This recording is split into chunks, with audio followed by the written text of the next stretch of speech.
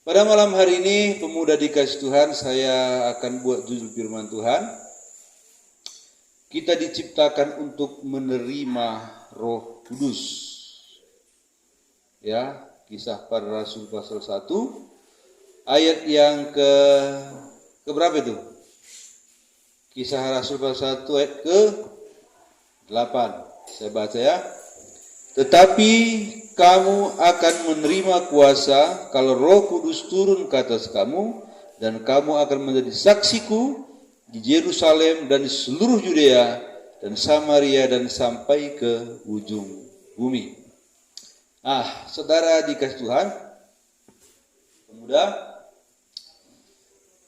kita diciptakan untuk menerima Roh Kudus.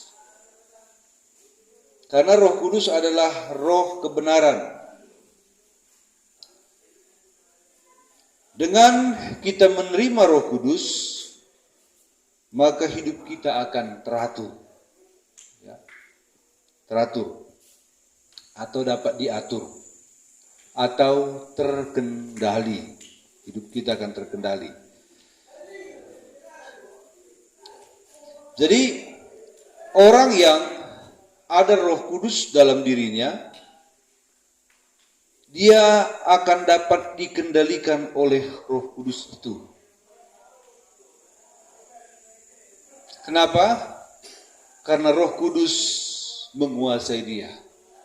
Hidup kita ini sebagai pemuda, bukan kita yang seharusnya mengatur diri kita, tetapi Roh Kudus ataupun Yesus. Sebelum kita bertobat atau sebelum kita menerima Yesus dalam hati kita, kita ini orang berdosa, suka melakukan dosa, kita hanya berpikir kita untung, orang lain rugi nggak masalah, yang penting kita untung. Ya, kalau rebutan, kita mau paling banyak dapat.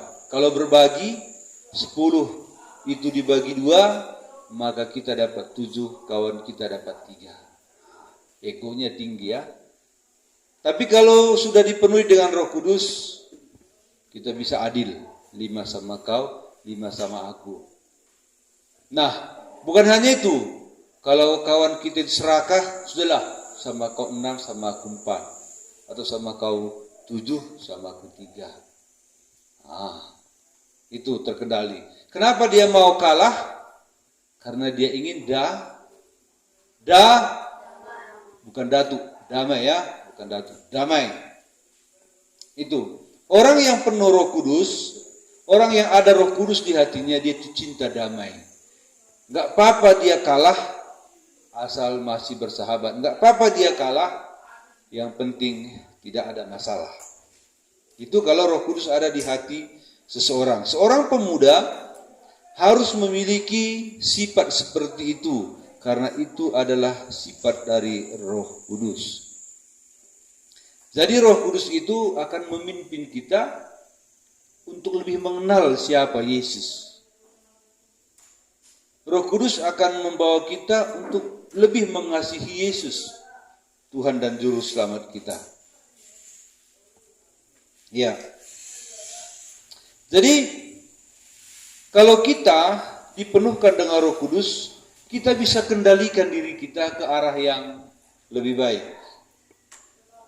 Ke arah yang lebih berkenan kepada Tuhan. Pernah naik mobil? Pernah ya?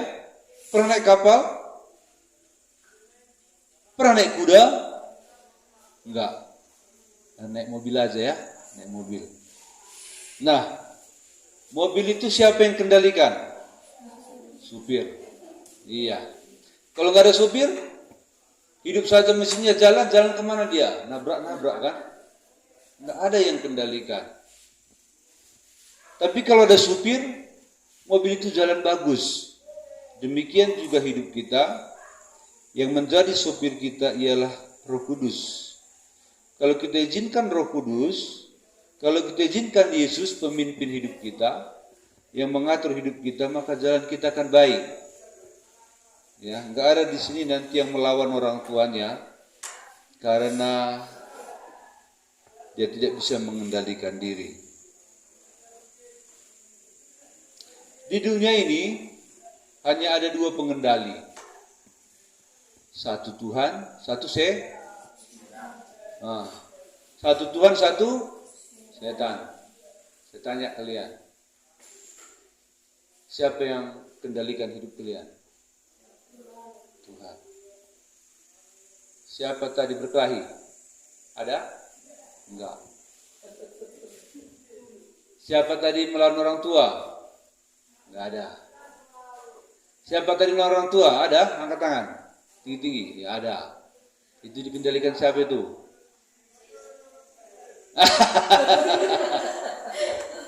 Ya. Nah, tapi kalau Roh Kudus di hati kita menyesal, lalu kita berubah. Memang iblis ingin kendalikan kita.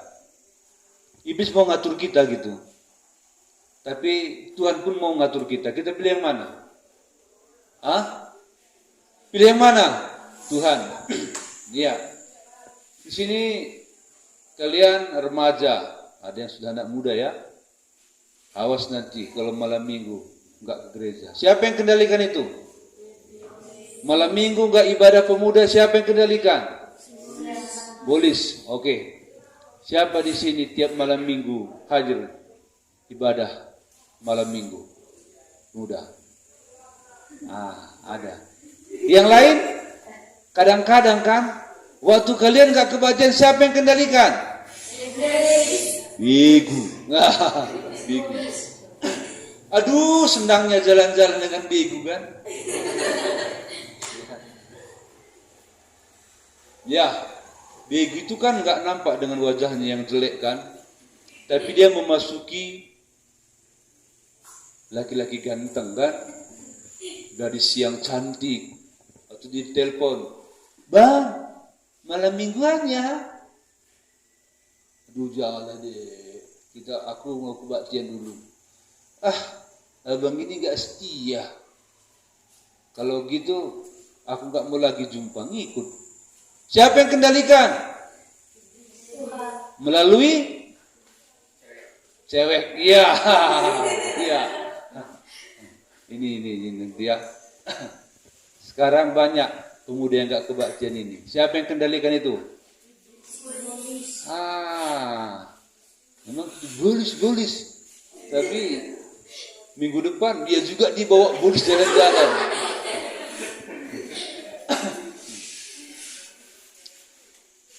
Setan suka dia di tempat yang mana?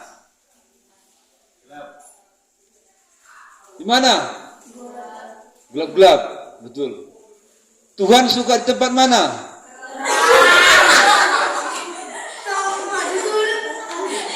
Datang pula gelap. Mati listrik. Mati listrik. Iya. Katakan langsung minum. Ya, enggak apa-apa. Ya. Inilah kalau setan suka kita gagal. Supaya ibadah kita ini terganggu. Inilah. Siapa yang kendalikan listrik ini? Setan. Kita kebaktian lagi anak-anak sini. Dimatikan lampu. Iblis suka yang gelap-gelap. Ya. Awas. Gak usah takut. Kalau anak muda pacaran di gelap-gelap, itu siapa yang kendalikan? Iblis. Ya. Kalian gelap-gelap ya. Ya. Sembunyi-sembunyi, itulah iblis. Ya. Tapi kalau nak Tuhan pacaran di lampu yang gawat, kayak matahari terang sekali. Jadi dari mana pun orang bisa melihat. Gitu ya. Jadi pemuda harus menguasai dirinya. Bagaimana supaya pemuda bisa menguasai dirinya? Dia harus penuh Roh Kudus. Kalaupun nggak penuh sampai bahasa lidah, apa-apa lalala genah. Tapi di hatinya ada Roh Kudus. Ya walaupun belum penuh, tapi Roh Kudus bisa menguasai para pemuda yang ada di gereja ini. Ya, jaga diri ya men.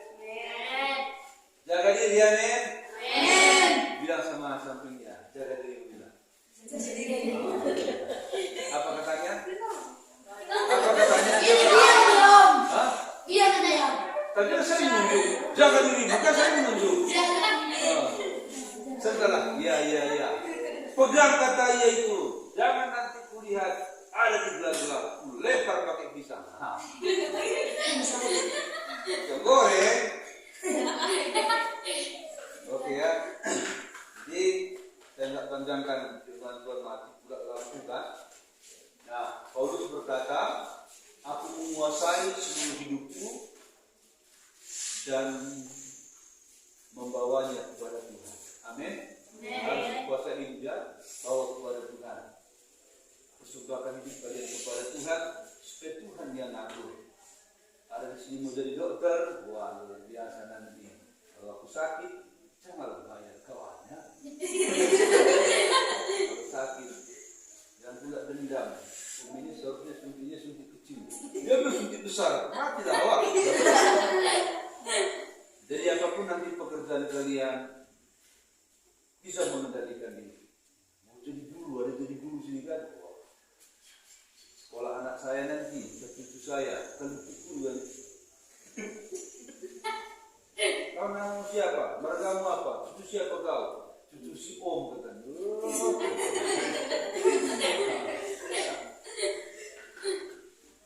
Pas ada di sini nanti jadi polisi, nggak jadi polwan, lewat aku, ditangkap, padahal lengkap surat-suratnya. Nah. Oke, teman berkata sampai di sini saja. Kita nyanyi satu nyanyian yang berkata,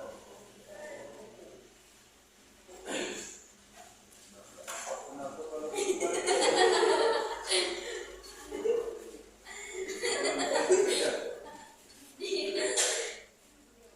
seperti rusa, ya.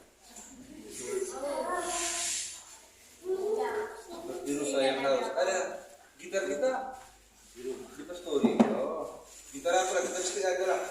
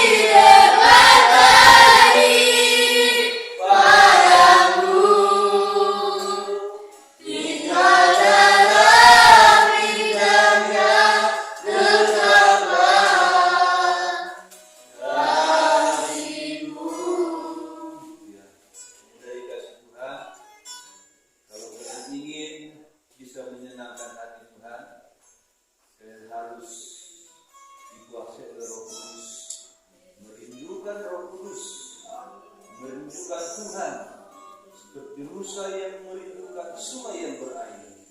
Dia haus, dia lapar, dia ingin minum dari sungai supaya hidupnya segar dan bisa kembali bekerja.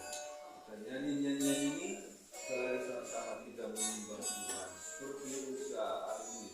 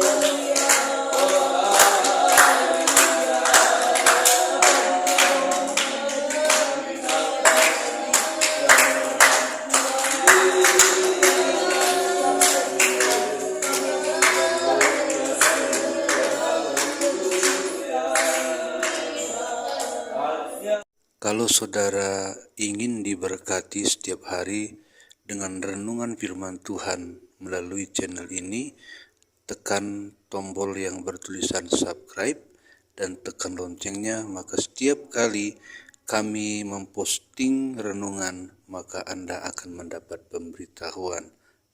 Amin.